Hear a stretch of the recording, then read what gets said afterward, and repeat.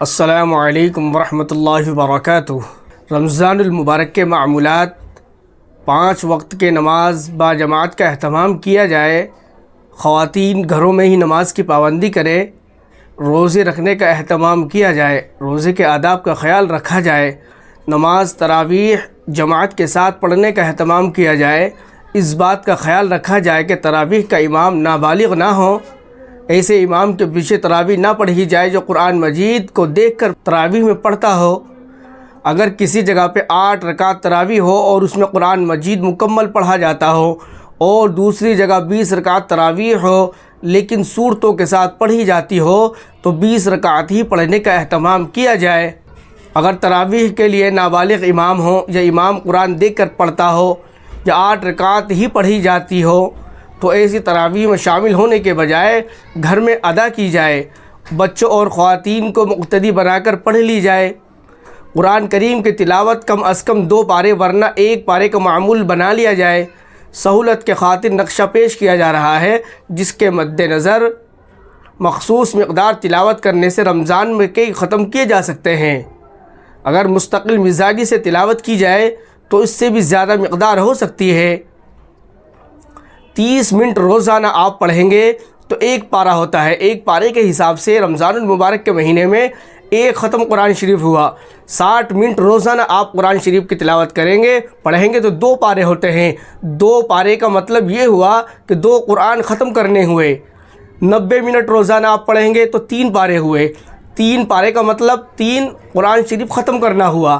120 minute روزانہ پڑھیں گے آپ قرآن شریف تو 4 پارے پڑھے جائیں گے، تو اس کا مطلب یہ ہے کہ 4 قرآن شریف ختم کیے جائیں گے۔ 150 منٹ روزانہ آپ قرآن شریف کی تلاوت کریں گے، پڑھیں گے تو 5 پارے پڑھے جائیں گے، تو اس کا حساب یہ ہوتا ہے کہ آپ پورے رمضان المبارک کے مہینے میں 5 قرآن ختم کریں گے انشاءاللہ۔ اس ترتیب سے اگر آپ چلیں گے تو نفع ہوگا آپ کو انشاءاللہ تعالی۔ نفل نمازوں مثلاً تہجد، اشراق، چاشت، اوابین، صلاۃ التسبیح، تحیۃ الوضو، تحیۃ المسجد اور صلاۃ التوبہ کا اہتمام کیا جائے، کیونکہ رمضان میں نفل نمازوں کا ثواب فرض کے برابر ملتا ہے۔ ذکر، درود شریف اور مسنون دعاؤں کا بھی اہتمام کیا جائے، زیادہ سے زیادہ سحری کھانے کا اہتمام ہو، طلب زیادہ نہ ہو تو کچھ کھجوروں اور پانی پر بھی اکتفا کیا جائے۔ غربا و مساکین کے سحری و افطار کا بھی اپنی وسعت کے مطابق انتظام کیا جائے۔ اس مہینے میں سخاوت کا بہت اہتمام کیا جائے۔ عزیز و اقارب، قرب و جوار، دوست و احباب وغیرہ میں جن کی مالی حالت کمزور ہو ان کے ساتھ تعاون کیا جائے۔ زکوٰۃ، صدقۃ الفطر اور دیگر صدقات کا اہتمام کیا جائے۔ اس مہینے میں علماء، صلحاء اور مدارس دینیہ کی خدمت کی جائے۔ اس مہینے میں ٹی وی پر غیر مستند اینکرز اور غیر مستند اسکالرز کے بیانات سننے سے اجتناب کیا جائے۔ اہل حق علماء کے بیانات کو سنا جائے، جو اہل حق نہیں ہیں ان کے بیانات سے خود بھی بچا جائے اور دوسروں کو بھی بچایا جائے۔ آخری عشر میں اعتکاف میں بیٹھنے کی کوشش کی جائے۔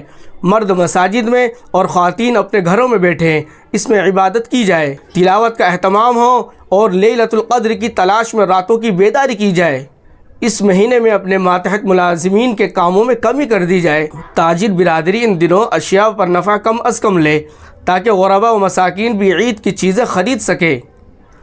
کوشش کی جائے کہ عید کے لیے کپڑے و دیگر سامان رمضان سے پہلے ہی بنوا لیا جائے تاکہ رمضان المبارک کی عبادت یکسوئی ادا ہو سکے۔